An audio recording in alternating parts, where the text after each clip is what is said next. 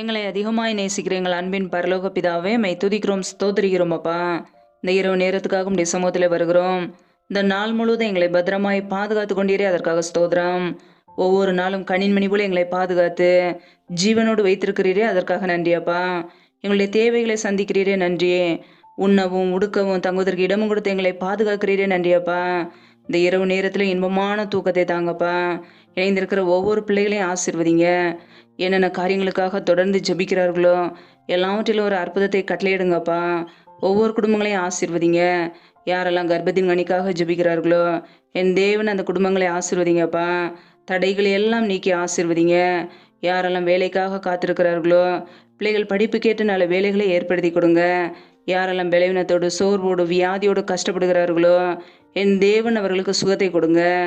என் தேவனுடைய கரம் ஒவ்வொரு குடும்பங்களையும் ஆசீர்வதிக்கட்டும்.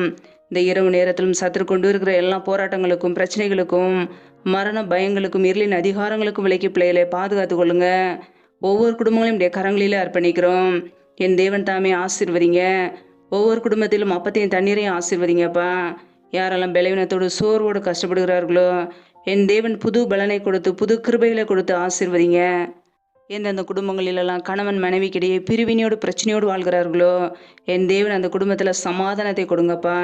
சிலுவையில் சிந்திய ரத்தத்தினாலே எங்களுக்கு சமாதானத்தை உண்டாக்கியவர். ஒவ்வொரு குடும்பத்திலும் தெய்வீக சமாதானம் ஆளுகையை செய்யட்டும். அப்படியே கரங்களிலே அர்ப்பணிக்கிறோம்.